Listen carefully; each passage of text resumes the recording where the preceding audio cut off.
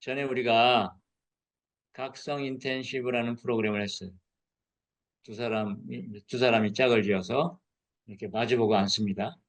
그리고 한 사람이 질문자가 되고 한 사람은 대답하는 사람이 돼요. 그래서 15분씩 번갈아 가면서 질문 대답 하는 프로그램인데 뭘 묻냐면 당신은 누구십니까? 이거 당신은 누구입니까? 이 질문 하나예요. 하루 종일 2박 3일 동안 이 질문만 합니다. 자, 그러면 대답하는 사람이 어떻게 되죠? 맨 처음. 나는 이원규입니다. 나는 누구누구입니다라고 이름으로 대답합니다. 그럼 뭐래요? 그 다음 또 다시 질문이죠. 자, 그건 당신의 이름이고, 이름을 빼고 당신은 누구십니까? 그럼 이제 생각하겠죠. 나는 교사 선생님입니다. 이제 역할로. 그래요? 교사는 당신 학교에서 학생이 없을 때는 교사가 아니잖아요. 다시 집에 왔을 때 그럼 당신 누굽니까? 나는 아버지입니다. 그래요? 그럼 집에서 나왔을 때 당신은 누굽니까? 나요? 이제 좀 말문이 좀 조금씩 막혀가요. 나는, 어, 뭐, 박사 학위를 했고, 어느 대학에서 박사 학위를 했고, 스펙이 뭐고, 이제 스펙이 나옵니다. 자, 이 과거 경험이 쫙 나오죠. 난 그런 사람입니다. 그건 당신의 과거 경험이고, 당신은 누굽니까? 또 물어보죠. 그래요. 나는 이제 성격이 나옵니다. 나는 좀 성격이 급한 사람이에요. 조금 이제 좁혀집니다. 과거와 미래에서 돌아오기 시작해요. 현재로. 점점. 어, 나는 성격이 좀 급하고, 뭔가 일이 막혀지면 철저히 끝까지 해내고, 남한테 욕먹기 죽어도 싫어하고, 이런 사람입니다. 그래요? 지금 이 순간 남한테 욕먹기 싫어하는 당신이 있습니까? 지금은 안 하죠. 왜냐면 욕을 안 먹으니까. 그러면 욕을 안 먹을 때 당신은 누구입니까? 이러는 거죠. 자, 이렇게 대부분 자기를 나는 어떤 사람이냐라고 정체성을 가지고 얘기를 하는데 대부분 다 그게 뭐냐면 과거와 미래로 돼 있어요. 나는 앞으로 창업해서 돈을 많이 벌 사람입니다. 이렇게 대답할 수도 있겠죠. 이렇게 되면 과거와 미래를 끌어다가 자기의 정체성을 구성합니다. 그런데 과거와 미래를 다 제껴놓고 지금 이 순간 당신 누구냐 이렇게 물어보면 이제 더 이상 말과 생각으로 과거와 미래를 가지고 설명할 수 있는 것이 다 떨어지게 되면 그때 점점 본질적인 것으로 들어오기 시작합니다. 한 2박 3일 내내 이 질문을 하는 거예요. 여러분도 한번 스스로한테 질문을 해보세요. 나는 누구인가? 이름을 빼고, 역할을 빼고, 성격을 빼고. 성격이라는 건 뭐예요? 그 성격이 드러날 환경에서는 드러나는 거지. 지금 이 순간은 그런 환경이 아니라면 드러나지 않아요. 나는 꼼꼼한 사람입니다. 꼼꼼하게 일 처리해야 될 일이 없는 사람한테는 꼼꼼한 사람이 필요 없는 거죠. 더 이상 꼼꼼한 사람이 아닌 거예요. 할 일이 없는데. 그럼 나는 누구냐 이거죠. 그걸 다 빼버리고 나는 누구냐? 라고 물어보면 누구냐라는 거예요. 자기 자신. 이것을 더 이상 나눌 수 없는 물질의 본질을 찾으려고 애써온 물리학자들의 연구에 한번 대비해 보자라는 거예요. 물리학자들은 물질을 쪼개고 쪼개서 더 이상 쪼개지지 않은 물질의 근본을 찾으려다가 드디어 분자를 발견하고 원소를 발견하죠. 원소. 원소 주기율표. 원소 주기율표에 있는 뭐 수소, 헬륨, 탄소, 산소, 질소 뭐 이런 철. 이 원소 주기율표에 있는 원소들을 발견하죠. 그런데 정말로 이 원소는 쪼갤 수 없나 하고 더 연구하고 시도하고 실험을 해보니까 쪼갤 수가 있었어요. 그래서 드디어 분자를 넘어선 원자를 발견하죠. 그 원자를 살펴보니까 그 원자 속에 들어있는 양성자 수와 전자 수만 다를 뿐 이 세상 모든 물질을 구성하는 만물이 똑같이 양성자와 전자로 되어 있더라. 이거죠. 그래서 수소는 양성자나 전자 하나. 산소는 양성자 8개, 전자 8개. 탄소는 양성자 6개, 전자 6개. 다 양성자와 전자로 되어 있습니다. 만물이. 그래서 드디어 만물의 근본을 발견했구나. 근데 또 기술이 발견해서 그걸 전자로 때려보고 했더니 양성자로 또 쪼개지네요. 그래서 양성자를 쪼갰더니 그 안에 쿼크라고 하는 것이 발견됐습니다. 드디어 더 이상 쪼갤 수 있는 건 다 끝났겠지. 근데 쿼크를 또 쪼개니 그 안에 신동하는 에너지 덩어리라는 것이 또 발견됐죠. 그래서 지금은 양자역학은 양자라는 건 에너지 덩어리라는 뜻입니다. 에너지 덩어리는 무언가라고 할 수 없죠. 이제 물질이라고 할 수 있는 게 없어졌어요. 물질의 근본을 탐구하다 보니까. 이와 똑같은 일이 자기 탐구에도 적용되어서 어떤 겁니다. 용수 같은 사람이 나가르주나가 바로 이 양자역학자, 물질계로 따지면 양자역학자와 같은 일을 했던 겁니다. 자기 자신을 이렇게 치밀하게 쪼개서 분해해 봤더니 나라는 게 과연 정말 무엇이냐를 탐구하고 탐구했더니 물질과 크게 다르지 않았습니다. 물질의 근본이 에너지 덩어리. 에너지라는 건 있지도 않은 거예요, 사실. 움직일 때만 존재하죠. 무언가가. 이 내 손톱을 구성하고 있는 물질은 아주 압축된 에너지 덩어리고. 그래서 요걸 구성하고 있는 원소를 하나 꺼내가지고 그 양성자를 폭발시키면 핵분열해서 끓이면 연쇄 반응하면 그게 바로 원자폭탄이 되고 수소폭탄이 되고 그런 거 아닙니까? 아주 막대한 에너지를 끌어내죠. 물질 속에는 막대한 에너지가 들어있는 겁니다. 다르게 말하면 에너지가 아주 집중돼서 압축되면 물질이 되는 거죠. 그래서 아인슈타인의 E 이퀄 MC 제곱이 MC 제곱에서 M이 질량이고 물질의 질량이죠. E가 에너지는 질량 곱하기 빛의 속도의 제곱. 이게 MC 제곱입니다. MC 스퀘어. 에너지는 MC 스퀘어다. 이게 E 이퀄 MC 스퀘어죠. 제곱이죠. 즉 에너지와 물질이 이제 다르지 않다라는 것이 드러났습니다. 따라서 이 세상에는 뭔가 존재하는 무엇이라는 것이 없다라는 것이 됐습니다. 그런 걸 물질과학자들이 발견해냈다면 의식을 탐구하는 의식과학자들이 나라는 것이 쉽지 않은 것이 아니라 어떤 환경과 조건에 의해서 나타난 어, 일종의 현상이다라는 걸 발견해내게 됩니다. 그것을 물질의 구조와 우리 의식의 구조를 대비하면서 한번 살펴보려고 합니다. 이렇게 물질이 있으면 이 물질을 구성하는 것이 물질 원자다. 이게 철이라고 해보죠. 철. 물질 원자다. 그래서 이 원자를 하나 꺼내가지고 살펴봤더니 가운데 양성자가 있고 주변에 이렇게 전자가 궤도를 가지고 돌고 있다. 그래서 이 양성자를 또 다시 살펴봤더니 양성자와 그 사이에 중성자가 있고 양성자 개수만큼 중성자가 있다는 걸 발견했죠. 이런 식으로. 그 양성자를 다시 쪼개서 살펴봤더니 그 안에 업 쿼크와 다운 쿼크라는 것.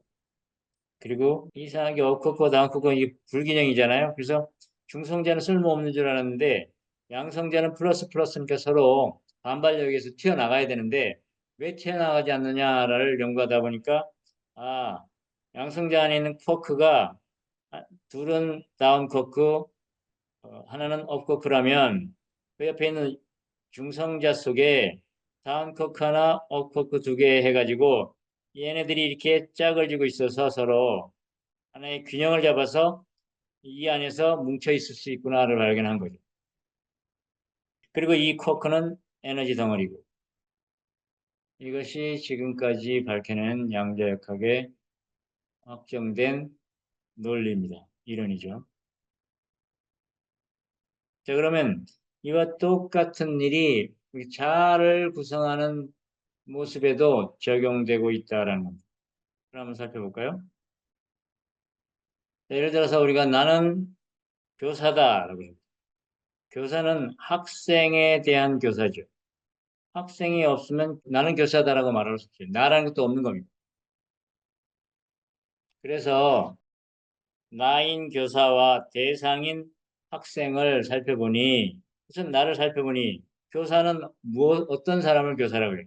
그 마음에 학생을 위하는 자애로움이 있고, 가르친다라는 어떤 특성이 있고, 그 학생을 향상시켜 보겠다라는 그런 마음이 있고, 가르쳐 본 경험, 배운 경험도 다 있고, 그런 걸 가지고 이 학생을 대하는 교사로서의 나, 도금으로서이나 어머니로서이나 여러분의 모든 경험적인 역할은 다 해당되죠. 그럼 교사로서의 나 안에는 바로 자애와 가르친다, 향상시킨다, 내 경험인데, 자, 이걸 양성자라고 해보자고요. 자애와 가르친다, 향상시킨다, 내 경험, 이걸 하나하나 양성자라고 해보자고요. 근데 이 양성자가 이것만 존재하지 않죠. 이걸로만 개별적으로 존재할 수 없어요. 왜냐하면 그 안에 보이지 않는 중성자가 있단 말입니다. 뭐냐면 향상이라는 말은 말이죠. 향상이라는 게 독립적으로 쓸 수가 없죠. 향상을 만약에 업커크라고 한다면 하강, 향상은 배워서 더 나아지는 거니까 더 못한다, 더 떨어진다는 개념이 항상 포함된 게 향상이고 상승이죠. 향상과 상승 그 내면에는 하강과 퇴보 이런 게 다 포함되어 있는 겁니다. 그걸 터크라고 해보자고. 향상이라는 말, 이 양성자인 향상과 짝이 되는 것은 그 안에 하강과 퇴보라는 개념을 가진 중성자가 포함되어 있다 이 말입니다. 그러니까 그 개념이 존재하게 되는 거죠. 그런데 이 나라고 여긴 이 교사 그 속에 이런 것들이 있고 이런 것들 자애와 가르친다, 향상시킨다, 또 독립적으로 존재하는 것이 아니라 향상이라는 개념 자체가 퇴보와 하강 이런 것과 짝이 되어서 존재하는 거죠. 이게 바로 향상이 업커크라면 향상이 업 위를 향하는 거라면 퇴보 하강 퇴보는 다운을 향해요. 그러니까 향상이라는 개념 이면에는 퇴보가 같이 붙어 있죠.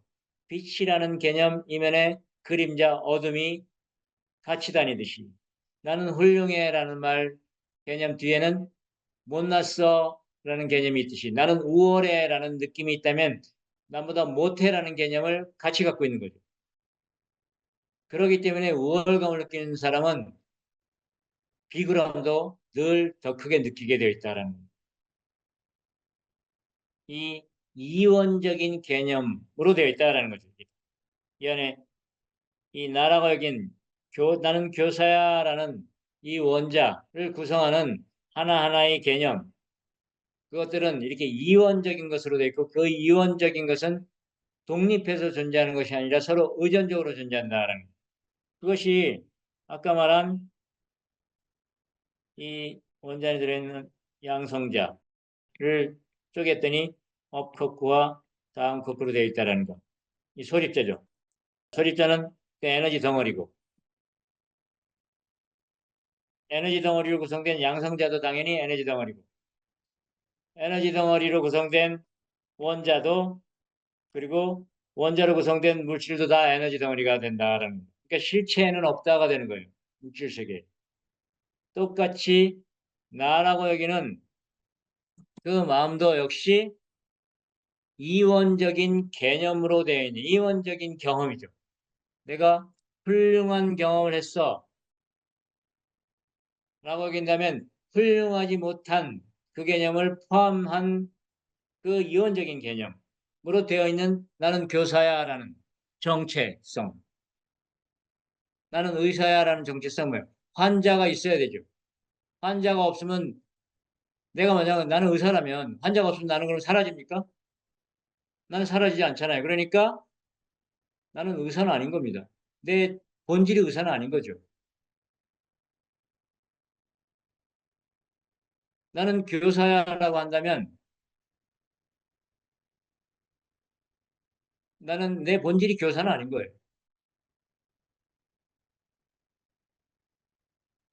나는 교사야라는 마음속을 더 파고 들어가 보면 깊숙이 들어가 보면 거기에 경험적인 경험으로 이루어진 개념들로 이루어져 있고 그 개념들은 다른 개념, 반대되는 개념과 짝에 대해서 존재하고 그렇기 때문에 반대되는 무언가가 있어야만 존재하고 따라서 학생이 있어야만 선생은 존재하고 환자가 있어야 의사가 존재하고 자식이 있어야 부모가 존재하고 그러므로 그런 것은 다 진짜 나는 아닌 거죠. 진정한 나는 아닌 겁니다. 개념 속의 일이에요. 경험에 의해 쌓아놓은 개념의 세계의 일이라는 겁니다.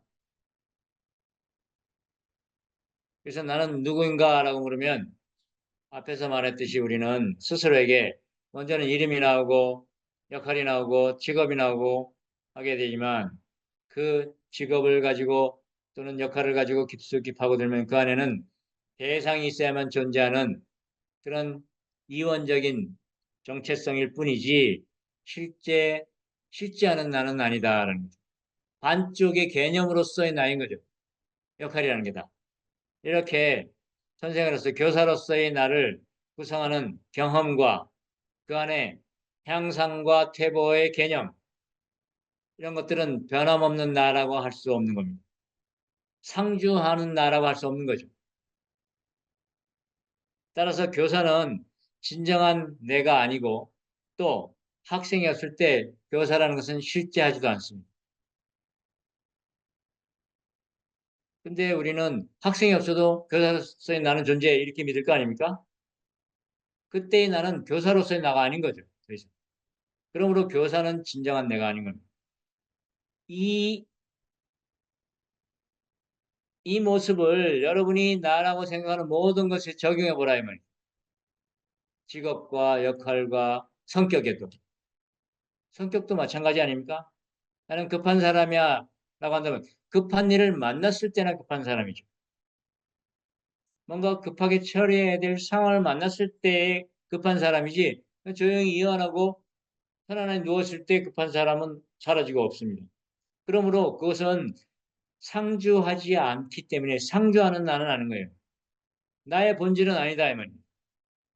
이렇게 계속해 나가다 보면 어느 순간 더 이상 할 말이 없어지는 막히는 순간이 오게 됩니다. 왜냐하면 그건 모두 다 개념과 생각의 세계이고 생각은 과거나 미래를 투사해서 만들어 놓은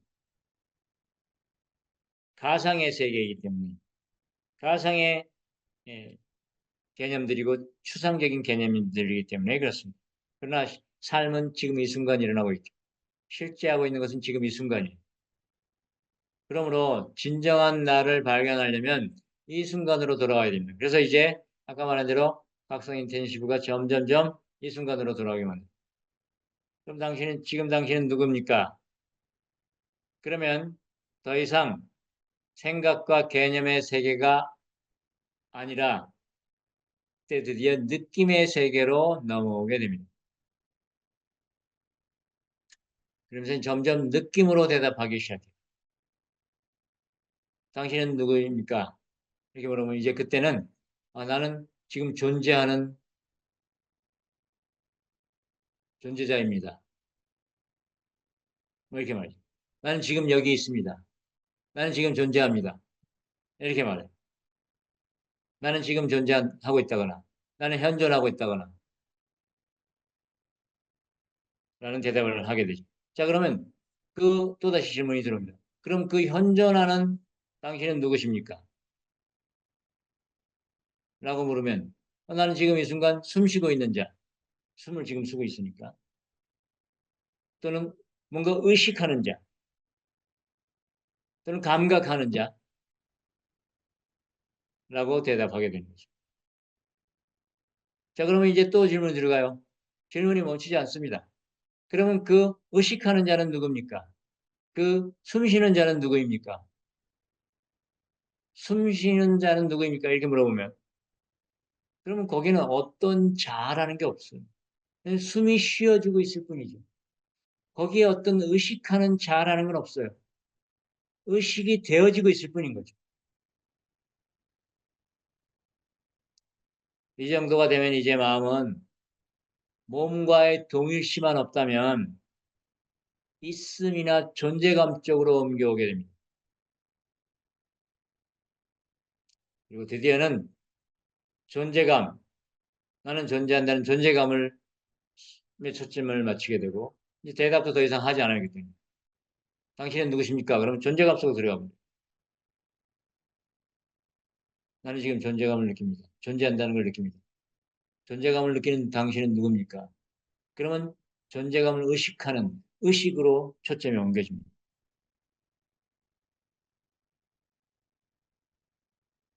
이때 그 존재감을 의식하는 것은 딱히 무엇이라고 할 게 없다라는 걸 발견하면 거기에 커다란 통찰이 일어나게 되는 거죠.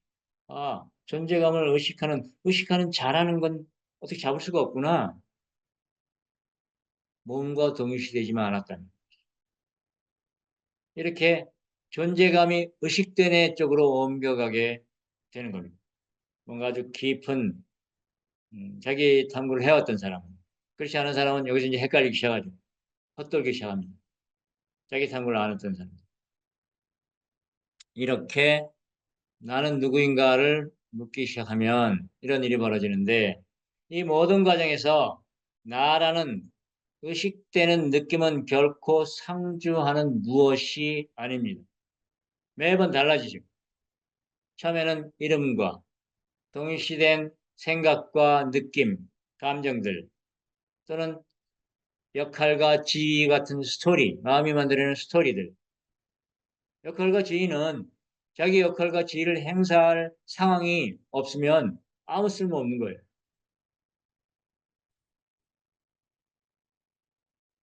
이렇게 무언가와 역할과 지위 같은 스토리에 동시된 마음에서 점점 본질적인 존재감 쪽으로 오게 되면 드디어 특별히 거기에는 개별적인 나라고 할 만한 게 없지만 의식되어지는 현상에